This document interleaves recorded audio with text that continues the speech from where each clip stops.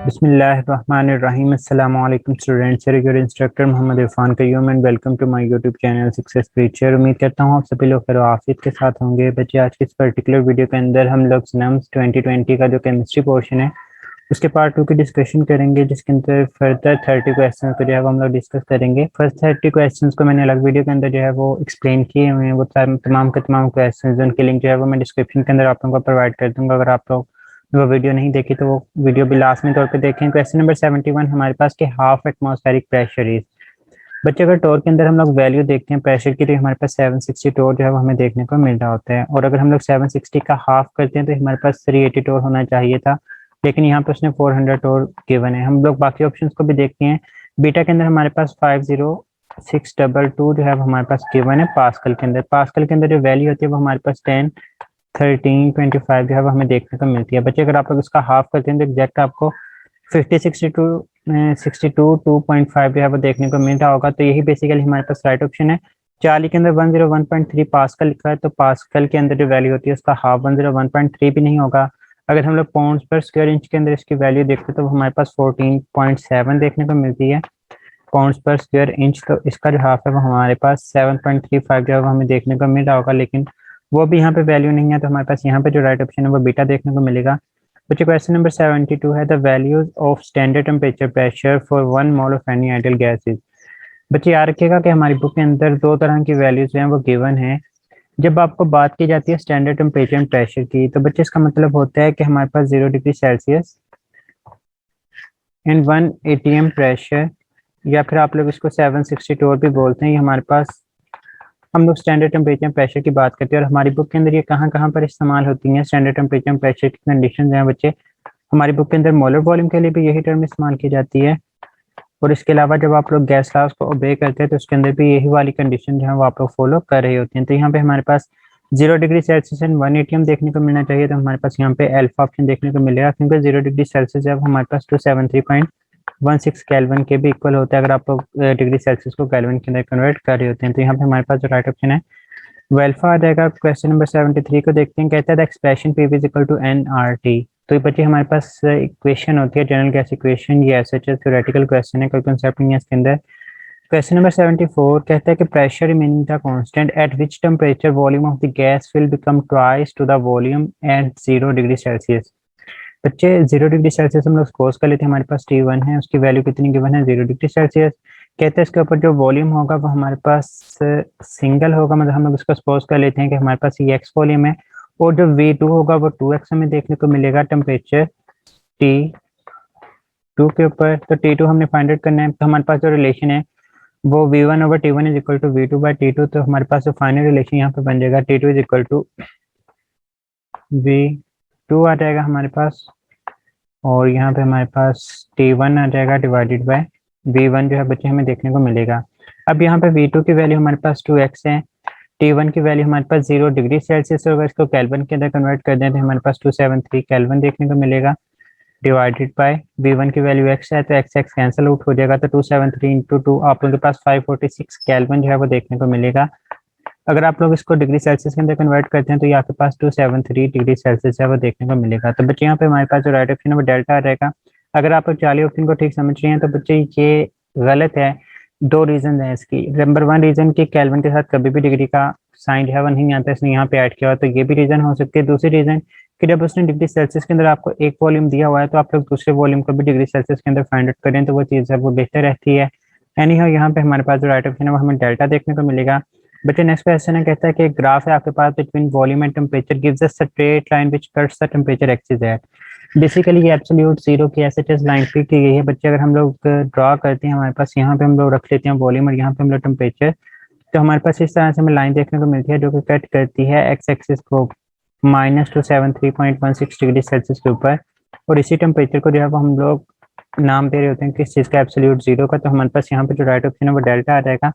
ये एस एच एस हमारे पास एब्सोल्यूट जीरो के अंदर जो है वो लाइन, ये वो टेम्परेचर होता है जिसके ऊपर किसी भी गैस के मालिक्यूल्स की जो मोलेकुलर मोशन होती है वो रुक जाती है। हालांकि गैस के मालिक्यूल्स बहुत ज़्यादा ना हरकत कर रहे होते हैं, लेकिन ये वो टेम्परेचर है जो कि अनअटेनेबल होता है और हाइपोथेटिकल होगा। और तीसरी बात ये होती है कि इस टेम्परेचर के ऊपर जो मोलेकुलर मोशन होती है वो हमें सीधी होती दिखाई दे रही होती है। नेक्स्ट क्वेश्चन है, कहता है what is not true for the fusion of gases.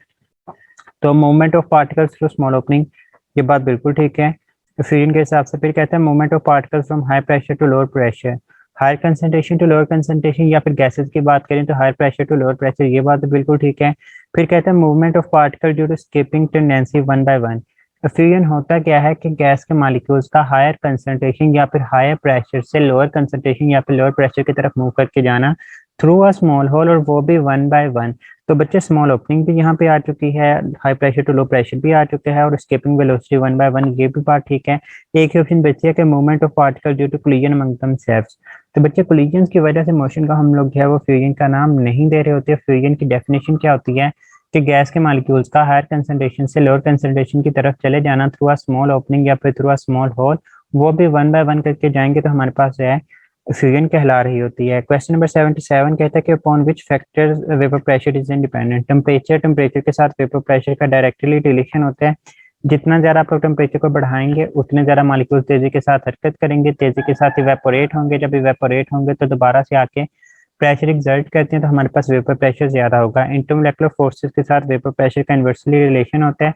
जितनी स्ट्रॉन्गर इंटरमोलेकुलर फोर्सेस होंगी, मॉलिक्यूल्स इवेपोरेट नहीं कर पाएंगे, वो वेपर प्रेशर एक्सर्ट ही नहीं करेंगे, तो हम लोग कहते हैं दोनों का आपस में इन्वर्स रिलेशन है। डेंसिटी ऑफ लिक्विड के साथ इसका कोई लेना देना नहीं होता।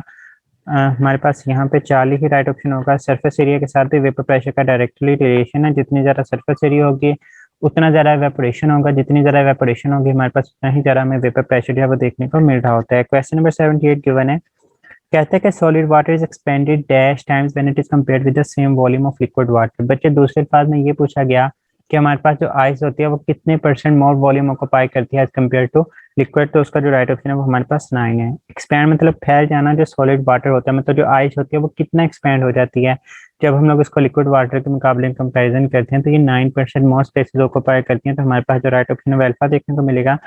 बच्चे नेक्स्ट क्वेश्चन है, कहता है कि molar heat of vaporisation is the amount of heat required to convert one mole. Vaporisation होता क्या है? वेपोराइजेशन हम लोग बोलते हैं कि किसी भी लिक्विड को उसके वेपर्स फॉर्म के अंदर कन्वर्ट कर देना। लेकिन बेटे याद रखें किस टेम्परेचर के ऊपर, एट इट्स बॉइलिंग पॉइंट।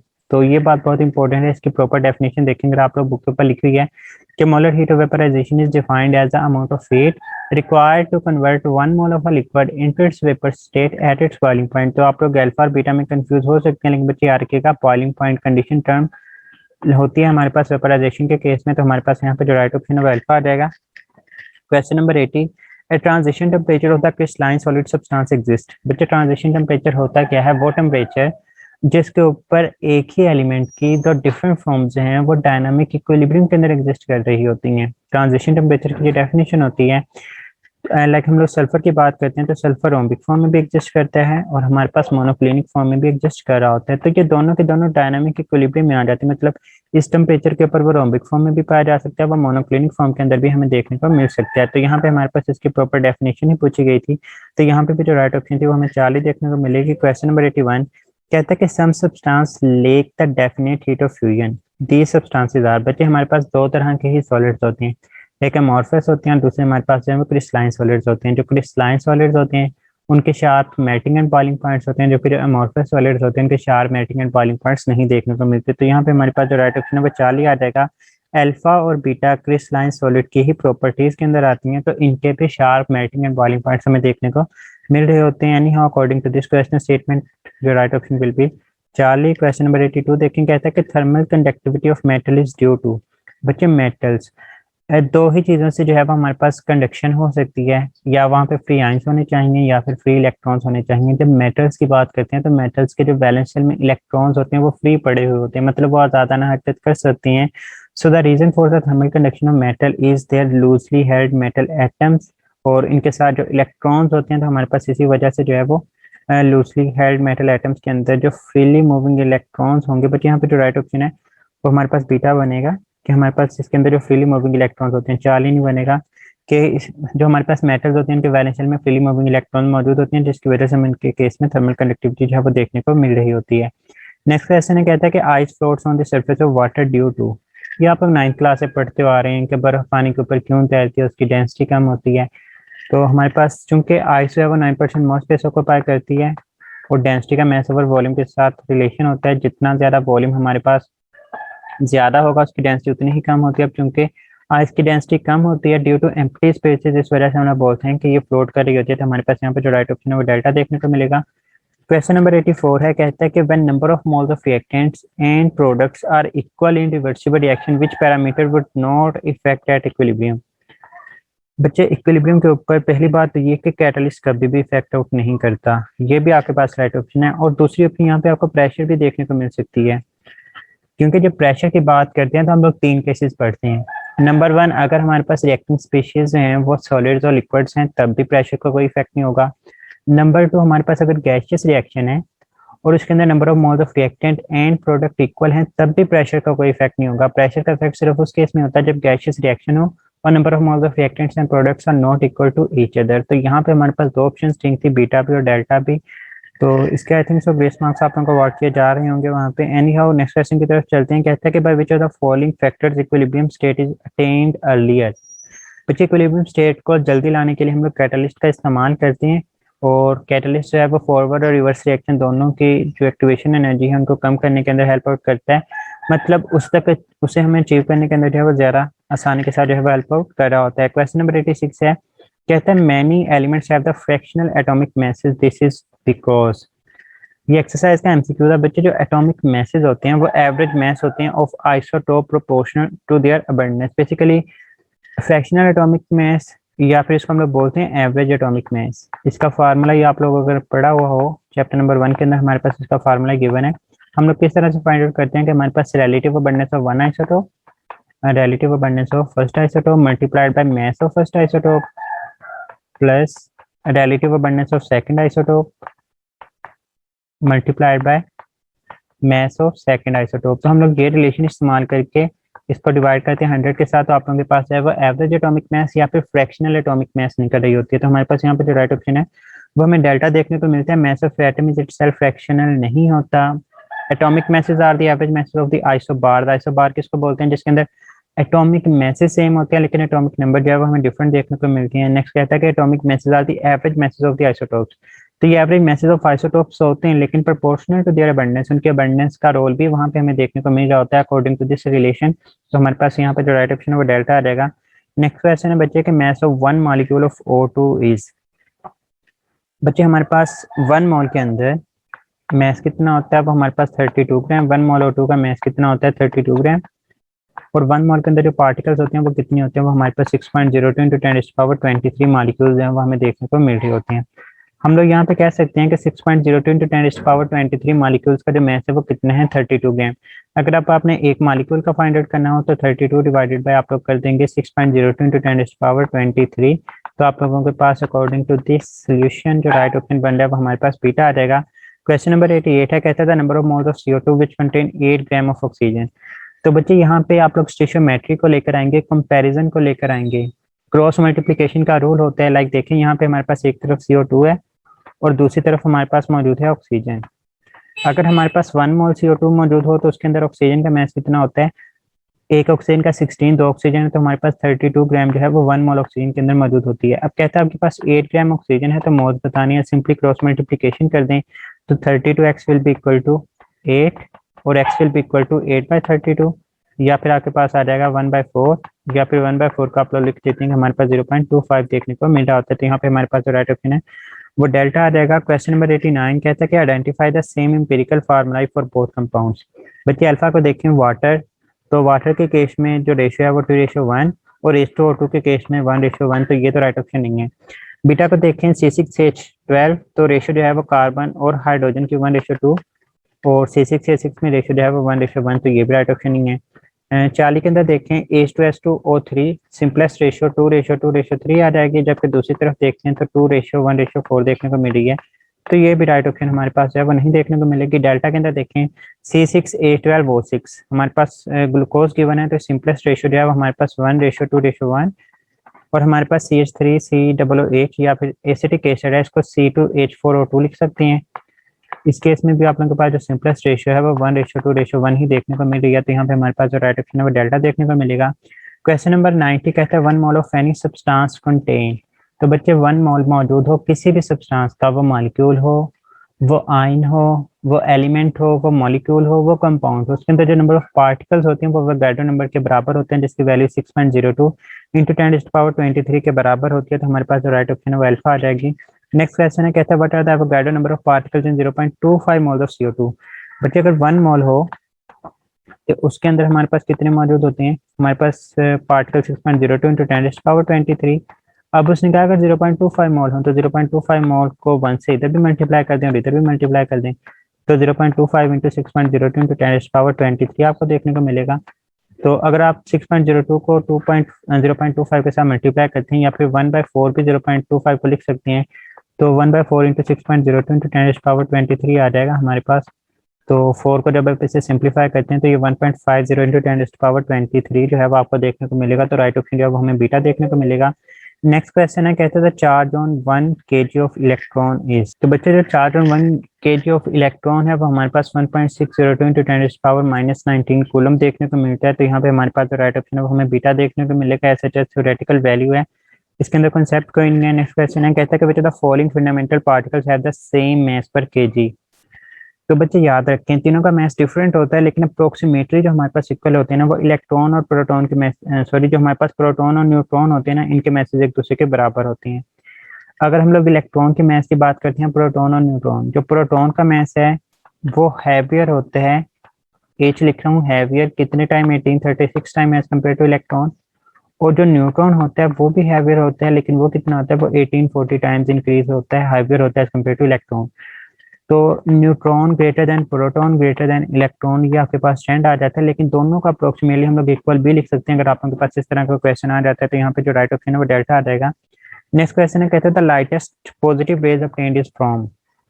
बच्चे हमारे पास आपने लाइटेस्ट पॉजिटिव रेज बतानी है। पॉजिटिव रेज है वो डिपेंड करती है चार्ज टू मास रेशियो के ऊपर। अब यहाँ पे देखें हमारे पास हाइड्रोजन है, हीलियम है, नियोन है और हमारे पास बच्चे एयर जो है वो हमारे पास मौजूद है। लाइटेस्ट मीन से हल्की बतानी है। अगर हल्की रेज बतानी है तो डिपेंड्स अपॉन कि आप लोग वहाँ पे कौन सी ऐसी गैस है जिसका मास जो है वो ज्यादा होगा। जब मास ज्यादा होगा तो पॉजिटिव रेज हैं वो हल्की तरीन देखने को मिलती है। हाइड्रोजन गैस H2 की बात करें तो मास 2 है, हीलियम का मास 4 होगा, नियोन का मास हमारे पास जो है वो 10, और जो एयर है इसका मास हमारे पास, ऑक्सीजन सपोज कर लेते हैं हमारे पास 32 मास, तो 32 मास सबसे ज्यादा ऑक्सीजन का। तो इसी की जो होगी हमारे पास रेज लाइटेस्ट हमें देखने को मिलती है। तो जो राइट ऑप्शन है वो हमारे पास डेल्टा आ जाएगा। क्वेश्चन नंबर 95, कहता है the amount of energy associated with the quantum of radiation is directly proportional to. बच्चे E is equal to HF, इसमें से आप लोग रिलेशन निकालते हैं कि E का फ्रीक्वेंसी के साथ डायरेक्ट रिलेशन होते हैं। फिर आप लोग एक रिलेशन पढ़ते हैं E is equal to HC by lambda. इससे आप लोगों को पता लगता है कि एनर्जी का और वेवलेंथ का आपस में इनवर्स रिलेशन होता है। तो याद रखिएगा एनर्जी का फ्रीक्वेंसी के साथ डायरेक्ट रिलेशन और वेवलेंथ के साथ जब हमारे पास इनवर्स रिलेशन हमें देखने को मिलता है, तो यहाँ पे हमारे पास जो राइट ऑप्शन है वो फ्रीक्वेंसी आ जाएगी। वेलोसिटी अगर मीडियम सेम हो तो आप लोगों के पास वेलोसिटी जो है वो सेम ही रहती है। यहाँ डिफरेंट जो इलेक्ट्रोमैग्नेटिक रेज हमें देखने को मिल रही होती है। नेक्स्ट क्वेश्चन है कि X rays are defined as. तो बच्चे जो एक्स रेज होती हैं, कहता है कि हायर मैस नंबर, तो मैस नंबर के साथ इनका कोई लेना देना नहीं है। Electromagnetic radiation of very high frequency, तो जो एक्स रेज होती है इनकी फ्रीक्वेंसी ज्यादा ही होती है। आप लोगों ने इलेक्ट्रोमैग्नेटिक स्पेक्ट्रम पढ़ा होगा, निमोनिक के थ्रू हमारे पास रैपिड्स, मैं लिख रहा हूँ यहाँ पे, बच्चे से नोट डाउन कर लीजिएगा। Rapids made in very unusual expensive garden. तो आर से बच्चे हमारे पास रेडियो वेव्स आ जाती हैं, एम मेड के एम से माइक्रोवेव्स आ जाएंगी, इन के आई से इंफ्रारेड आ जाता है, वेरी के वी से विजिबल आ जाते हैं। उसके बाद अनयूजुअल के यू से जो है वो हमारे पास अल्ट्रावायलेट देखने को मिलेगा। एक्सपेंसिव के एक्स से जो है वो आप लोग एक्स रेज पे याद रखेंगे, और जी से जो है वो आप लोग गैमा रेज पे याद रख रहे होते हैं। तो बच्चे यहाँ पे हमारे पास जैसे जैसे ऊपर से नीचे की तरफ आते हैं हमारे पास एनर्जी और फ्रीक्वेंसी जो है वो हमारे पास बढ़ती जाती है, जबकि वेवलेंथ जो है वो हमारे पास डिक्रीज हो रही होती है। तो इनकी फ्रीक्वेंसी भी ज़्यादा होती है और एनर्जी भी ज़्यादा होती है, लेकिन अगर आपने इन दोनों में से बेस्ट ऑप्शन को सिलेक्ट करना हो तो आप लोग एनर्जी के बुनियाद के ऊपर इसको ज़्यादातर कर रहे होते हैं। फ्रीक्वेंसी की बेस के ऊपर जो है वो आप लोग इसको ज़्यादातर नहीं, जो हमारे पास इलेक्ट्रोमैग्नेटिक स्पेक्ट्रम होता है इसको क्लासीफाई कर रहे होते हैं। तो हमारे पास यहाँ पर जो राइट ऑप्शन है, दोनों ऑप्शन ही ठीक है, लेकिन अगर आपने बेस्ट को सिलेक्ट करना तो हमारे पास डेल्टा बनेगा। नेक्स्ट क्वेश्चन है, कहता है कि which of the following orbital will be filled first then FP। तो बच्चे 4p से आपने पहले किसको फिल करना है, हम लोग सब शेल्स को फिल करते हैं on the basis of their energy. जिसकी एनर्जी से कम होगी हम लोग उसको फिल कर रहे होंगे। हम लोग सभी की एनर्जी फाइंड आउट कर लेते हैं। पहले तो एल की वैल्यूज आपको पता होनी चाहिए बच्चे, एस, पी, डी और एफ। एस के लिए एल की वैल्यू हमारे पास 0, पी के लिए 1, डी के लिए 2 और एफ के लिए जो है वो वैल्यू हमें 3 देखने को मिल रही होती है। अब 4p, 4s, 2p, 3d, 1s हम सभी की फाइंड आउट कर लेते हैं। 4p के लिए n की वैल्यू 4 प्लस p के लिए l की वैल्यू क्या आती है, n plus l value basically हम लोग फाइंड आउट कर रहे हैं ना। तो n की वैल्यू 4 है, p के लिए l की वैल्यू 1 होती है, तो वहां पे आंसर आया आपके पास 5। अब इनको फाइंड आउट कर लेते हैं। 4s के लिए n की वैल्यू 4 और s 0, तो हमारे पास 4s के लिए जो है वो 4 आ जाएगा। 2p देखें तो 2 प्लस p के लिए वैल्यू 1, तो हमारे पास यहाँ पे 3 आ जाएगा। 3d को देखें तो 3 प्लस d के लिए l की वैल्यू 2 होती है, यहाँ पे आंसर 5 आ जाएगा। फिर उसके बाद 1s है, तो 1 प्लस s के लिए 0, तो आंसर यहाँ पे आया 1। अब आपके पास 5 से पहले कौन सी 4s आ रहा है, मीन से आप यहाँ पे 4p को जो है वो फिल आउट कर रहे होते हैं। उसके बाद जो है वो आप लोग इसको जो है वो बच्चे फिल कर रहे होंगे। अब यहाँ पे आप लोगों के पास 4s राइट ऑप्शन नहीं होगा। उसकी रीजन देखें बच्चे, रीजन क्या है कि हमारे पास 4s की एनर्जी है 4s पहले आ चुके हैं। उसके बाद हम लोग 3d को फिल करते हैं और उसके बाद हम लोग 4p को जो है वो फिल आउट कर रहे होते हैं। अब आप कहेंगे कि सर इसकी एनर्जी भी कम है, मतलब इसकी एनर्जी 4 है, इसकी एनर्जी हमारे पास 5 है और इसकी एनर्जी भी 5 है, इन दोनों की एनर्जी तो बराबर है, फिर आप इसको क्यों मार्क करें। बच्चे याद रखिएगा कि अगर हमारे पास दो सबशेल्स की एनर्जी बराबर हो तो हमारे पास उस सबशेल की एनर्जी कम कंसिडर की जाती है जिसके अंदर n की वैल्यू जो है वो हमारे पास कम होती है। अब 3d के अंदर n की वैल्यू कितनी है 3, 4p के अंदर n की वैल्यू कितनी है 4, तो जिसकी n की वैल्यू कम होती है उसकी एनर्जी कम होती है।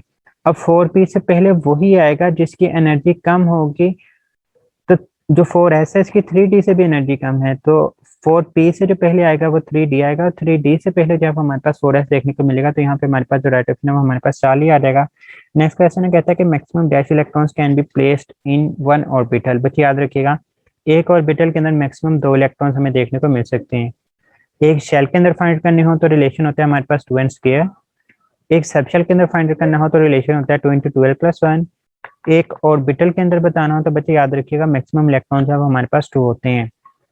नेक्स्ट हमारे पास है कि mass of electron in AMU is, तो बच्चे ये एस वैल्यू थ्योरेटिकल याद होनी चाहिए आप लोगों को। 40 है 5.485 × 10⁻⁴ हमें वैल्यू देखने को मिलती है। क्वेश्चन नंबर 100 के starting point of kelvin scale is, तो बच्चे -273.16 डिग्री सेल्सियस या फिर 0 केल्विन से हम लोग इसको स्टार्ट करते हैं, तो यहाँ पे हमारे पास जो राइट ऑप्शन है वेल्फा आ जाएगा। So this was the discussion of second part of nums pass paper 2020।